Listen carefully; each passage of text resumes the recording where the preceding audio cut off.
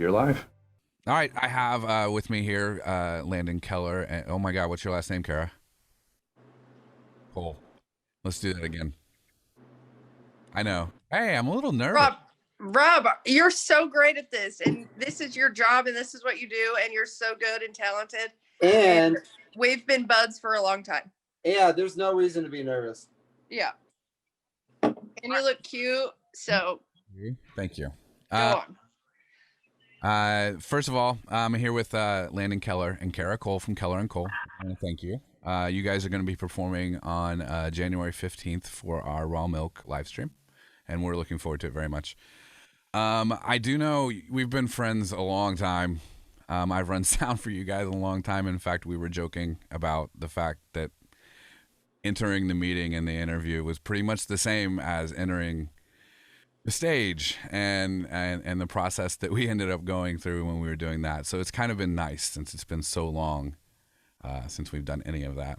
And Landon, you used to run the open mic at Union 50 when we were doing that, and I worked sound for that every time. And part of the inspiration for this was an open mic, a curated open mic, in the sense that with the pandemic and everything going on, you can't just have people show up.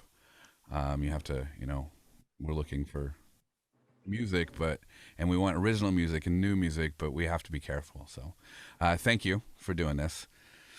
What have you guys been up to?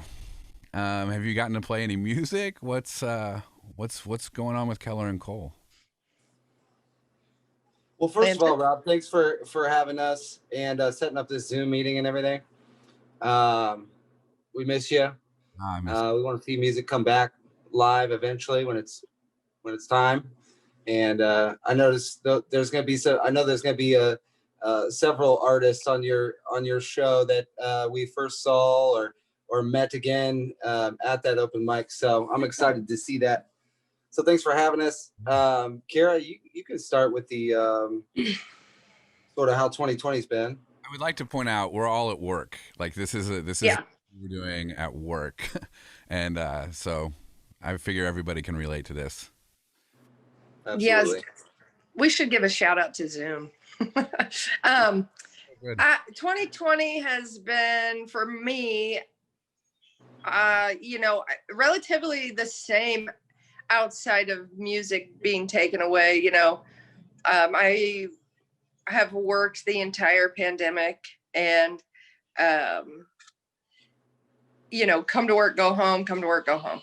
Nothing, other than that, nothing's really different other than we can't play shows, which that has been very disheartening. And it feels kind of like a part of my makeup is missing. And so that's been kind of sucky trying to maneuver through that. And like, I work in social work by day. So it's like, okay, this is my identity kind of now. Do I even play music? Sometimes I'm like, do I even play music? But I've been thankful for it to a certain extent because I got to like sit still, do a lot of like self-seeking and get present with some people in my life that I really needed to be, more aware of. And Landon and I have gotten together a handful of times. We did a couple live shows from my living room, and we did have a couple shows. We played the Hi-Fi. It was the Annex, yeah. Oh yeah, the Annex. We played the Annex, and we played a couple other things. And that was just as of late, like maybe August, September. Mm-hmm. But other than that, not much is going on. You see where I'm at? This is where I live. I'm here all the time. Yeah. I'm either here at the studio or I'm home. Yeah. That's it. Yep. And it's wild, and it's been this way. For us, at least the three of us, I know that we would play music and we would go to work, and it was still work when we're playing and we're running sound and so forth, but then we would go hang out. Yeah. We'd go to the Metro or, throw some darts or whatever. And it's been crazy. I realizing that I'm realizing the importance of my extroversion for me. Yeah. Yes. Has been. Yes. And just realizing the importance of sort of the camaraderie of with people that you have so much in common with, Right. because of your artistic your craft, basically. yeah, your disposition, if you want to call it that. I don't know, but yeah, just that camaraderie and getting out, letting loose, being able to vibe off people's energies and perform live, and then also, you know, get some words of validation and encouragement from that, is was filling more and bigger holes than I thought it was. It took losing that to understand that. But you know, we're trying to turn everything into a positive, not blindly so, but you know, the tough thing for us too was we were releasing we in January we released a brand new single. We released and then and then in February we released the second single, March the third single, and then April the official music video for the EP Love Drunk Alchemy, and then everything shut down before we could kind of like finish out our plans. And we did have some bigger shows canceled. A couple shows really cool shows we were looking forward to, but life goes on. Life goes on. Yeah. And I really enjoy that EP. I have listened to it a few times. Thank you. And of course I know those songs. I mean, I might know those songs as well as anybody else in the world. As many times as I've gotten to run sound for them. One of the things that I did notice too when things shut down is just a live show isn't, and I think we have all known this, especially as performers, we at least try to get this, but a live show isn't just somebody on stage playing while other people observe. Even if there's not interaction, like it's still like an energy that's kind of meshed together. And it definitely, you know, it was definitely something that we drew from. And it was definitely something that helped to connect us and energize us, I think. So doing a live stream like this, it is a little different. I mean, you guys performing and the artist performing, there's not, you may hear us hoot and clap or whatever from the control room, but there's not a whole lot of, you don't get a whole lot of interaction. Now with some of the Facebook feeds and some things like that, you can look at comments, but it's not quite the same. No. But No. You know, it's been nice to have as a source of revenue, a little source of revenue, people throwing in what they could, right. if they could, and it's been nice to be able to read those comments. But yes, it's not that we don't appreciate that, but it does not compare.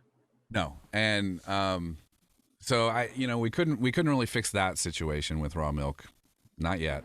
In fact, we hope to continue doing these live streams and continue making studio sessions, and we have kind of a little sitting area that you'll see when you get in here that we're just slowly building up, and we just sort of figured we'd make that the small audience until we have a bigger space. But very cool. We can't do that until not safely, you know, and we want to make sure that this is safe for everybody involved and get the best product.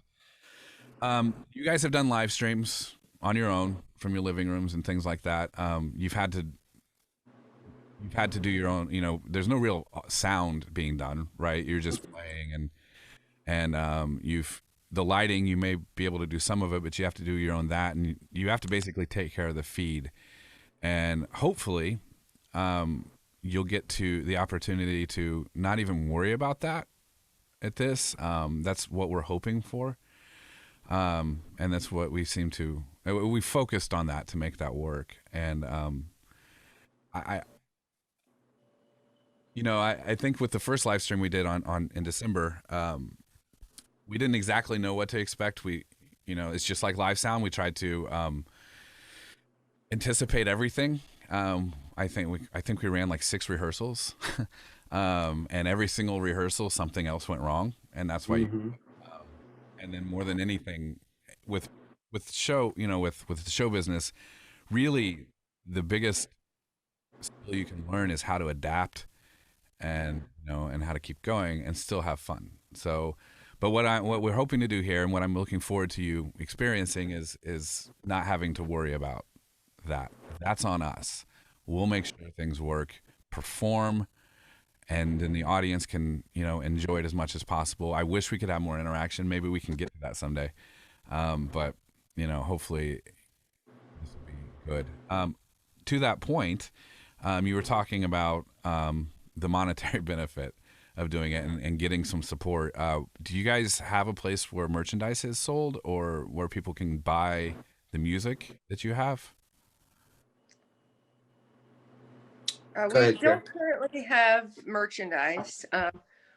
We were working on getting a logo and T-shirts made and all of that. We just haven't had time really, and we haven't gotten that taken care of. However, we do have music out on all social platforms, Spotify, Amazon, iTunes, the whole nine. YouTube, whatever you listen to music on, we're on there. So, And you put music out last year.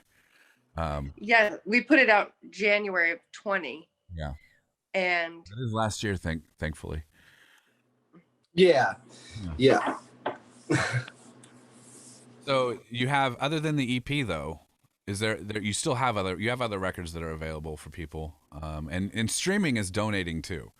Like it's not near, it's not near as much, but it's still, not only do we appreciate as musicians that you're listening and that we get to be a part of your day or whatever you're, Absolutely. it also does provide a small bit of monetary compensation. Mm-hmm. But purchasing it is even more helpful. Also, I know that we, especially with raw milk, it's entirely, we don't make anything off of it as of yet, and we're hoping to be able to continue to do so, and so that we can help pay ourselves and help pay the people who are doing the camera work and things like that. And we're not asking for anything though other than the donations. And I think we use a Venmo. I don't know what else we have. We have Cash App and things like that. But what do you guys use for people to tip you or offer financial support? Do you have anything like that? Yeah, Venmo and PayPal have been my primary sources. I know there's several out there now, but yeah. Yeah. What's your Venmo? I think it's Landon Keller or I don't know. Okay. Well, we'll have it. We'll have it on the screen, just so you guys know. We'll have it on the screen. Okay. And I guess before I close it up, do you guys know what you're playing? No, we do not. it's a secret. Okay, it's a secret to everyone. Yeah. It's an Yeah. unknown. It's a surprise. Yeah. In that case, let's see. Is there anything you guys want to tell anybody about? Like, tell people about anything that any messages or anything you want to get across? I will be editing this video, so don't worry about Um,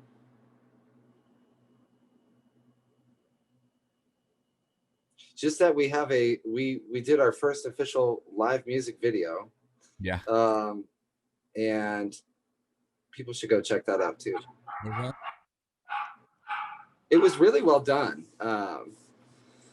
It was really well done. Foxier Films did it, and they were reasonable. And Kara sort of had an idea for the video, and then he came in and just took care of the rest and immediately took over. And I was so nervous about it because I'd never done an official music video before for a song or invested in one, and I just didn't want it to suck, Yeah, and I didn't want the process to be painful. And it turned out that the process was extremely fun and exciting and comfortable, and everything just sort of fell in. Yeah. And Foxier Films was great to work with. Are they out of northern Indiana somewhere. I can't remember off the top of my head, I think but it was like Kokomo or something. Okay. Maybe Fort Wayne or something like that. Fort But Wayne, yeah, but man, it was just such a cool experience, and I was really happy that not only did it not suck, that I was happy with it. So we had an interpretive dancer come in, which what was her name? I'm sorry, Kara, it's been a minute. Sydney Revenall. She's a dancer who actually was accepted into Juilliard, and she's there now. Like, she's just a phenomenal contemporary dancer. She's perfect in all her ways, basically. And she really just, she heard the music, and Brooke Napier was the choreographer, and she laid some dance moves on her, and she kind of improv'd a lot of it. Sydney did, so, which was nice because that meant that she could feel where it was coming from. So, but obviously it was her own interpretation of what it was feeling like, but the emotion was definitely there. So yeah, it was palpable. And then where can the people guy from what's that? Where can people find that video? On YouTube. On YouTube, if they search, is it for a specific song? Love Drunk Alchemy, which is the title track to our EP. Okay, so it's Keller&Cole and then Love Drunk Alchemy. Mm-hmm. And it'll be on that video. It may be on kellerandcole.com as well. Okay. Yeah. But yeah, then the guy from Fox Your Films, he just came up with this idea. There was like the column, like a structural column holding up the wall of this dance studio, and just kind of put Kara and I on both sides of that, and kind of played on the so close but yet so far away, sort of like figuratively. And it was simple, but I think it was effective. Yeah. I think it got the point across. I never hated that I was going to be hearing your stuff again because of how many times I heard it. But this is the first time in a while, and no offense meant, that I'm looking forward to doing this. Like, yeah. Like, when the time came up, it was like, yeah, I'm going to enjoy this. This will be fun. But I never was like looking forward to it because we did it so often. And right. It was, yeah. I mean, it was redundant. Yeah. I still could probably tell you every single change that occurs in a lot of those things. And that makes me happy. And I missed that. So I'm looking forward to doing it here. Because I mean, so with the raw milk, I still sit here and I still run sound. I got my, you remember I was doing the Do It Indie Radio Hour with MP Cavalier, and that was at the Grove House, the Ort one.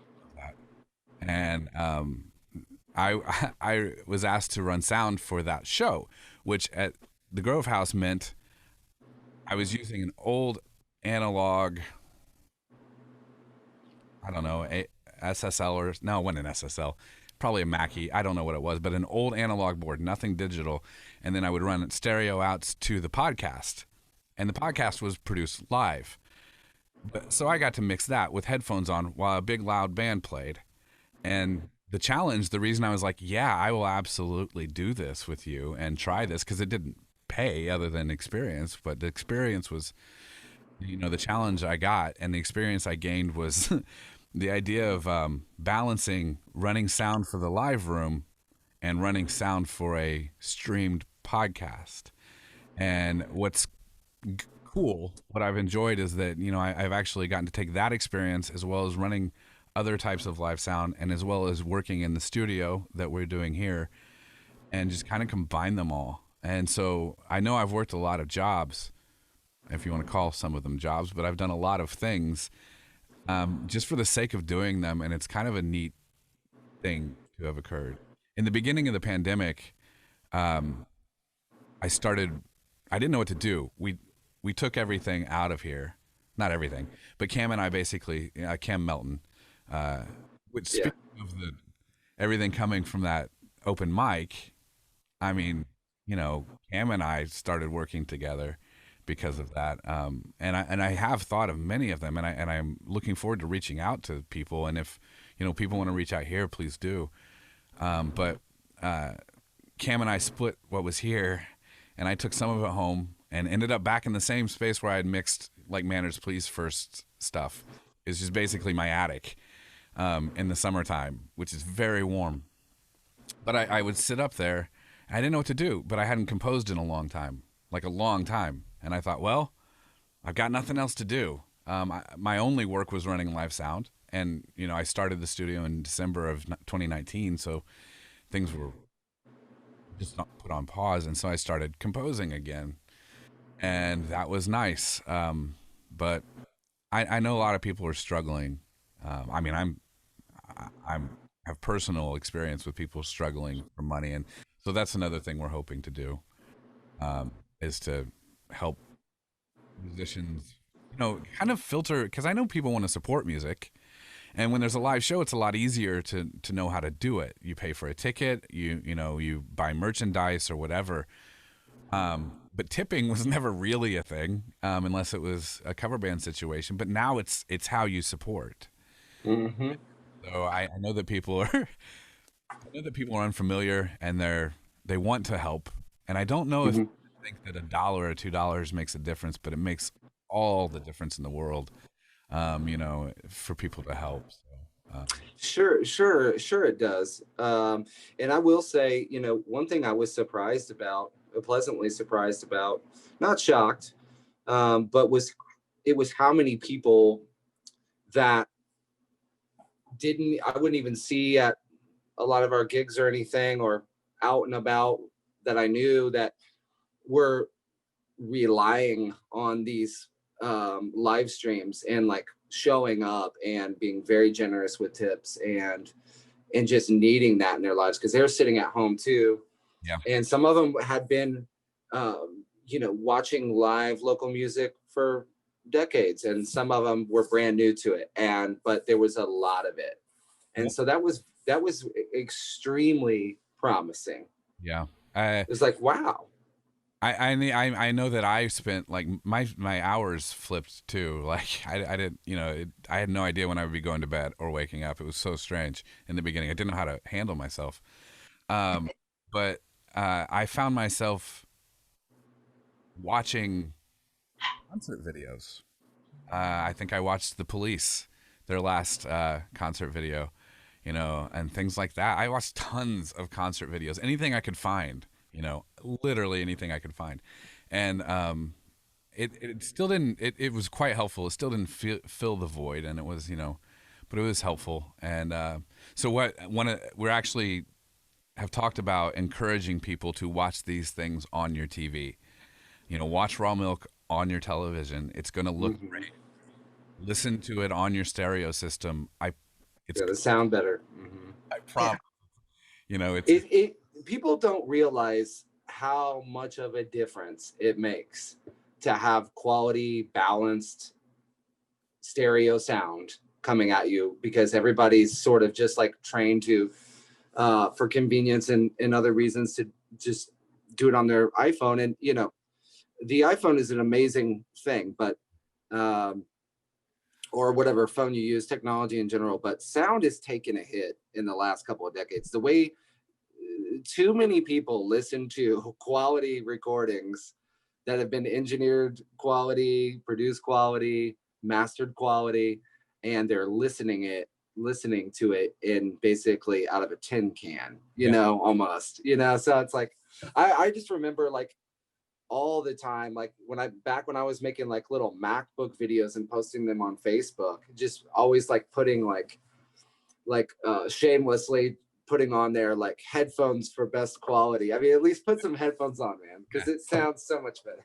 And I mean, that's the other reason we wanted to do this, and I hope that you guys get a benefit from it. I hope that people who are fans of yours get a benefit from it, and I hope that people who don't know you get to hear it. And I know I will be doing, Cam and Jennison, and Josh Saltzman is the the aesthetic video and the set, and he's He's very, very good. And there's a lot of people in town that do, and they're very good. This one, Josh is family to me, and so it was just it was just convenient, you know. And he had mentioned, we had talked to him about some other live streaming things that we thought about doing. For instance, we're going to be launching very soon the option for people to come in, sit down. You'll do a single stream, you know, single camera stream from the studio. All you have to do is come in, sit down, give us where you want to stream it to your Facebook. We're not going to brand it. And I will make sure that the audio is as good as it can be and the video. Oh, very cool. Very cool. And, you know, we just have been, the reason we haven't released it yet, like that option is because we wanted to make sure that it was going to work and work well. Because we could have just been like, yeah, we're going to do it, and we put it out there, and it wouldn't have been right. But I do know that, you know, I'm not alone. I know I'm not alone in this company. We're all like this, and I know I'm not alone with the musicians. But it's if we're going to do something, we want to do it to our best for us and for others, you know. Absolutely. And so that's what I'm hoping to give you guys here and to give the fans as well. Well, like I was saying before before we started recording here, I listened to the last stream, the last show, and it was aesthetically pleasing, visually pleasing.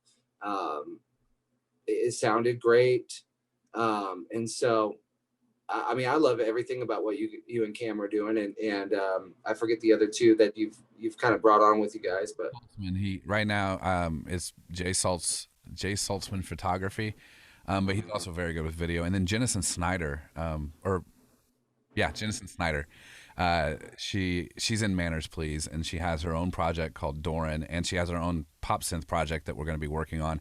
Actually, Doran is a kids album. She wants to make a record for children that is more it's less for children. It's for children, you know, but it's more like They Might Be Giants or like that level of like, yes, I'm going to listen to this as an adult, but all things about, you know. Oh, cool. I love that idea. Oh, it's really good too. I'm really excited to get that out. I think we're going to have this out in the next couple months is the goal. We're finishing up some of the things now, and then you know, she's got her own synth pop things we'll be starting, but that's who it is. It's Jennison Snyder and Joshua Saltzman, Cam Melton, and I'm Rob Glass. Well, dude, we are super stoked. We appreciate you guys inviting us on, and we're super proud of you guys and stoked for you guys, because everything that you guys are putting out, from your fonts to your logos and to your music. I stopped by the studio the one time I've seen you during the pandemic with my mask on and checked it out. And I feel like that was yeah. But I'm excited it was see what it looks like now. I mean, you know, we didn't move any walls or anything, but we had to adapt. Alex Camp and his drummer, Bradford. Yeah. Which Bradford played on our first EP. He played drums on our first EP. But yeah, I was there one day when they were getting ready to finish up on some session work. And so it was cool to see them and hang out, you and Cam, and hang out. So what's that? Back when it was warm. Yes. Yeah. Well, I'm excited. Like I said, we've had to adapt, but I think it looks good. I look forward to seeing you guys. Keller&Cole, January 15th. The live stream we'll start streaming at 8. Yeah, thanks a lot. Thanks for doing the interview, and I will talk to you guys soon.